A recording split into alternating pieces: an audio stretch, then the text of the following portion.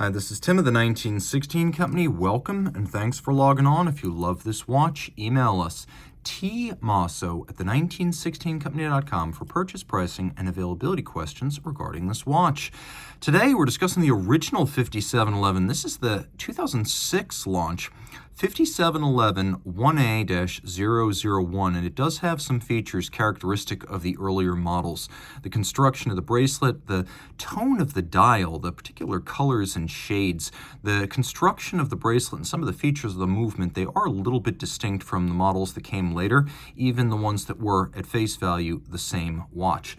So we'll talk about this and then we'll get into some of those distinctions along the way. In steel, 40 millimeters in diameter, it is as beautifully thin as ever, 8.6 millimeters thick. From lug tip to lug tip, if you measure just the edges of the case, 44.3 millimeters, but if you measure the end link on each side, you'll find that the total rigid distance across the wrist is just a little bit bigger, as it measures 46.5, still quite compact. And you can see that there's a lot more flexibility in the bracelet of these really early 5711s than in the later versions. And that's just a small distinction that you won't find in any photographs or auction description. There is a difference in feel and souplesse and flexibility, and that actually works in favor of those like myself who have a smaller wrist. So a more flexible bracelet means a better small wrist fit. I can see this easily fitting on a wrist of 14 centimeters circumference and maybe even a little bit smaller. My wrist is 16. You can see how flat it fits. It's really easy to wear on a small wrist, also underneath the cuff. So while it is a sports watch, it could also very easily be your dress cuff dress watch.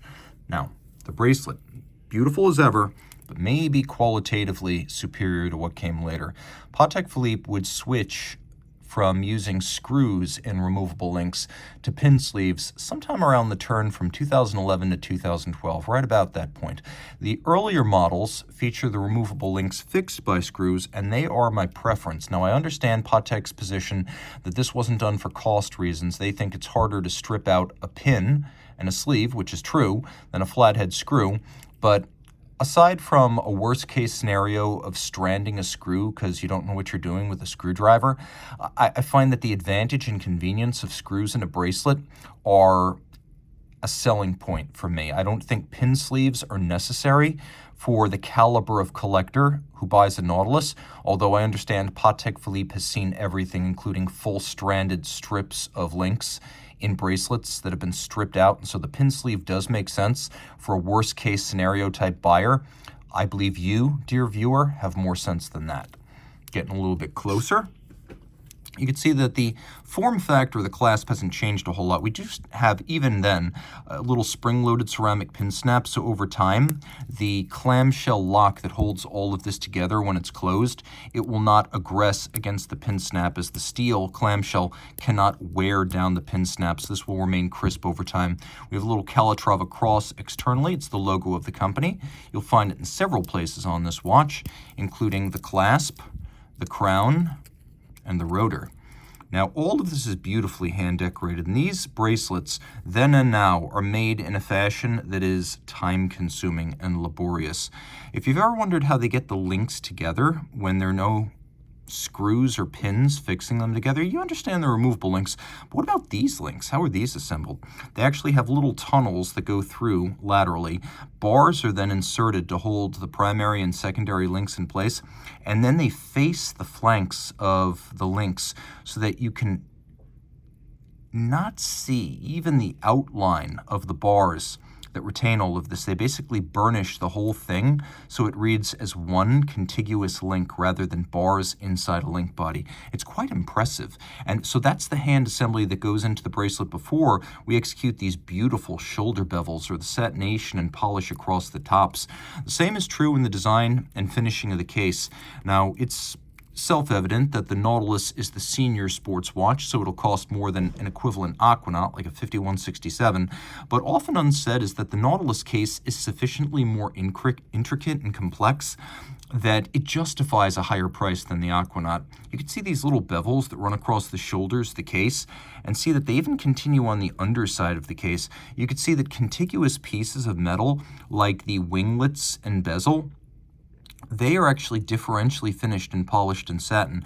The whole thing clamps together and combines with a screw-down crown to give us 120 meters of water resistance. And then we've got a bezel that's certainly influenced by the designer's prior 1972 Royal Oak. But Genta designed both of those watches, and I often felt like the Nautilus was an improvement on the Royal Oak, because the Royal Oak had a rounded octagonal bezel, but then the inner bezel, the crystal, and the dial were all round, whereas on the Nautilus, outer bezel, inner bezel, crystal, and dial, they all have the same form factor. That just seems like the idea continued to evolve and reached its zenith in the non-brand sense, but in the conceptual sense, on the Nautilus. Taking a look at the dial, one of the characteristics of the 5711 has always been that it's got a distinct gradient fade, lighter at center, darker at the edge. It is a metallic blue, a very dark slate-style blue. We have the striations that run laterally, a feature of the Nautilus since the original, a little dot-style track for reading seconds and minutes. We have white gold indices and white gold hands, so it will never tarnish, oxidize, or discolor. And you can see the watch has no shortage of luminescence. A couple things to note here. Prior to the arrival of Caliber 26330 SC in 2019, the Nautilus used the 324, which means even a little bit of back pressure can freeze the seconds hand, so you can set to a reference time if you wish, but properly speaking, there is no hacking second. This is the setting mode, the seconds hand. Unless I give it a little bit of back pressure, it's free to advance. Now, let's just advance, make sure we're not in the date change danger zone there. Okay, we weren't.